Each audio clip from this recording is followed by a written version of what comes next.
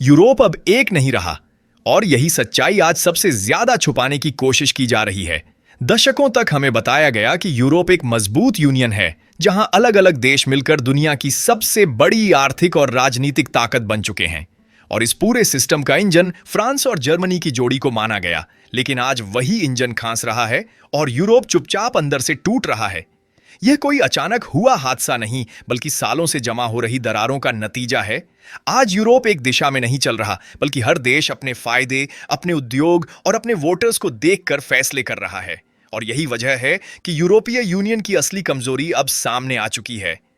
पिछले साल जब फ्रीडरिक मर्ट्स जर्मनी के चांसलर बने तो उम्मीद की जा रही थी कि फ्रांस और जर्मनी की पुरानी जोड़ी फिर से यूरोप को संभालेगी। लेकिन पहले ही कुछ महीनों में साफ हो गया कि यूरोप अब पुराने फॉर्मूले पर नहीं चल सकता।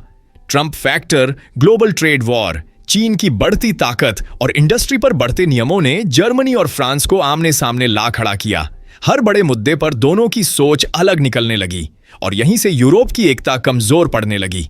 मर्ट्स ने धीरे धीरे पेरिस से दूरी बनानी शुरू की और उनकी नजर इटली की प्रधानमंत्री जॉर्जिया मेलोनी पर जाकर टिक गई। और यही वो मोड़ था जहां से यूरोप का पावर बैलेंस बदलने लगा। हाल ही में जर्मनी और इटली ने एक नया German Italian action plan sign किया, जो सिर्फ एक समझौता नहीं बल्कि यूरोपीय यूनियन को दिया गया। एक साइलेंट मैसेज था कि अब फैसले ब्रसेल्स की लंबी सहमति प्रक्रिया से नहीं बल्कि नेशनल इंटरेस्ट के हिसाब से लिए जाएंगे।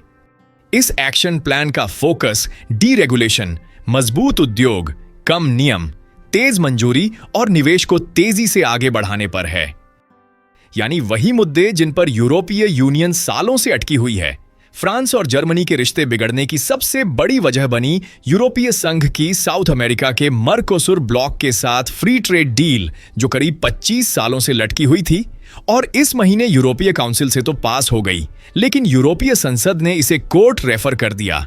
जर्मनी इसे अपने उद्योग के लिए साउथ अमेरिका के नए बाजार खोलने का मौका मानता है, जबकि फ्रांस के राष्ट्रपति मैक्रों इसे फ्रेंच कृषि सेक्टर के लिए सीधा खतरा मानते रहे हैं। यानी एक ही यूनियन के अंदर दो देश एक ही डील को बिल्कुल उल्टे नजरिए से देख रहे हैं और यही यूरोप की सबसे बड़ी कमजोरी बन चुकी है। यूक्रेन युद्ध से जुड़े फैसलों में भी फ्रांस और जर्मनी एक सुर में नहीं बोले। रूस के जमे हुए एसेट्स से यूक्रेन को फंडिंग देने के जर्मन प्रस्ताव पर सहमति नहीं बन पाई और मतभेद खुलकर सामने आए। 2017 में शुरू हुआ जॉइंट फाइटर जेट प्रोग्राम भी इंडस्ट्रियल प्रतिद्वंद्विता और नेशनल प्रायोरिटी की वजह से अटक गया। यानी अब यूरोप के बड़े डिफेंस और इंडस्ट्री प्रोजेक्ट्स भी आपसी भरोसे की कमी की भेंट चढ़ रहे हैं। ट्रंप के ग्रीनलैंड से जुड़े बयानों पर भी यूरोप एकजुट नहीं दिखा। फ्रांस ने जहां आक्रामक ट्रेड कदमों की बात की, वहीं जर्मनी ने संयम और बातचीत का रास्ता चुना और यहीं से साफ हो गया कि यूरोप अब एक आवाज में नहीं बोलता। अब सवाल यह नहीं रह गया कि जर्मनी और इटली यूरोप से अलग लाइन क्यों खींच रहे हैं, बल्कि यह है कि वे ऐसा करने को मजबूर क्यों हुए हैं। और इसका जवाब किसी राजनीतिक भाषण में नहीं बल्कि ठोस डेटा में साफ दिखाई देता है। ब्लूमबर्ग के एनालिसिस और चार्ट के मुताबिक 2026 में यह साफ हो चुका है कि चीन की मेड इन चाइना 2025 इंडस्ट्रियल रणनीति सिर्फ एक प्लान नहीं रही बल्कि उसके असर अब ग्लोबल मार्केट में दिखने लगे हैं। और इसी डेटा में यह सामने आता है कि इस बदलाव से दुनिया में सबसे ज्यादा दबाव जिन देशों पर पड़ा है उनमें जर्मनी और साउथ कोरिया सबसे ऊपर हैं और उनके ठीक बाद इटली आता है। यह चार्ट दिखाता है कि जर्मनी की जीडीपी का बड़ा हिस्सा उन हाई एंड मैन्युफैक्चरिंग एक्सपोर्ट्स पर टिका है जिन सेक्टर्स में चीन अब सीधे मुकाबला कर रहा है, जैसे machinery, automobile parts, industrial technology और एडवांस मैन्युफैक्चरिंग। इसी वजह से 2026 में जर्मनी चीन को सिर्फ एक ट्रेड पार्टनर के तौर पर नहीं बल्कि एक सीधा और अस्तित्व से जुड़ा प्रतिस्पर्धी मान रहा है। इटली की स्थिति भी अलग नहीं है। इटली का मैन्युफैक्चरिंग सेक्टर खासकर मिड लेवल इंडस्ट्री और एक्सपोर्ट पर निर्भर है और पिछले कुछ सालों में चीन की बढ़ती क्षमता ने इन सेक्टर्स में इटली की कंपनियों पर सीधा दबाव डाला है। यही कारण है कि जर्मनी और इटली दोनों के लिए यह मुद्दा अब भविष्य की चिंता नहीं बल्कि वर्तमान की चुनौती बन चुका है। यही दबाव उन्हें यूरोपीय यूनियन की धीमी, रेगुलेशन हैवी और आइडियोलॉजी ड्रिवन नीतियों से दूर ले जा रहा है, जबकि फ्रांस की अर्थव्यवस्था अपेक्षाकृत ज्यादा एग्रीकल्चर और स्टेट प्रोटेक्शन पर टिकी हुई है। जर्मनी और इटली को हर साल ग्लोबल मार्केट में चीन से सीधे मुकाबले का सामना करना पड़ रहा है और इसी वजह से वे अब ब्रसेल्स के लंबे नियमों और देरी का इंतजार करने के मूड में नहीं हैं। ब्लूमबर्ग का यह डेटा 2026 में साफ इशारा करता है कि यूरोप के अंदर जो दरार दिख रही है वह किसी राजनीतिक टकराव की वजह से नहीं बल्कि इंडस्ट्रियल सर्वाइवल की वजह से है। इसी बीच जॉर्जिया मेलोनी की इटली जर्मनी के लिए एक ज्यादा भरोसेमंद और व्यावहारिक पार्टनर बनकर उभरी। मेलोनी खुलकर कहती हैं कि यूरोप की मौजूदा ग्रीन और रेगुलेटरी नीतियां इंडस्ट्री को कमजोर कर रही हैं और इसका सीधा फायदा चीन जैसी अर्थव्यवस्थाओं को मिल रहा है। उनका कहना है कि ग्रीन ट्रांजिशन का जरूरत से ज्यादा आइडियोलॉजिकल नजरिया यूरोपीय उद्योग को नुकसान पहुंचा रहा है और यही सोच जर्मनी की इंडस्ट्रियल लॉबी से भी मेल खाती है। जर्मनी और इटली दोनों यूरोप की टॉप मैन्युफैक्चरिंग इकोनॉमीज हैं और उनकी सप्लाई चेन एक दूसरे से गहराई से जुड़ी हुई है।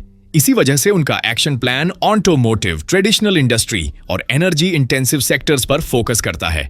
2035 के बाद कॉम्बशन इंजन वाली गाड़ियों पर बैन हो या टेक्नोलॉजी न्यूट्रलिटी की मांग, जर्मनी और इटली ने मिलकर यूरोपीय नीतियों को कमजोर करने में बड़ी भूमिका निभाई है। उनका साफ कहना है कि इंडस्ट्री को जबरदस्ती नहीं बल्कि विकल्प देकर बदला जाना चाहिए।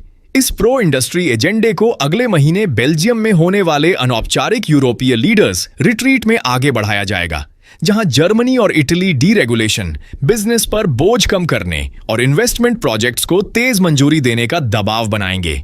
साथ ही ड्रैगी रिपोर्ट्स का हवाला देकर सिंगल मार्केट को मजबूत करने की बात होगी। लेकिन साफ है कि अब यह एकीकरण यूरोपीय यूनियन के कंट्रोल में नहीं बल्कि कुछ ताकतवर देशों की शर्तों पर होगा। ट्रेड के मामले में भी यूरोप बंटता हुआ दिख रहा है।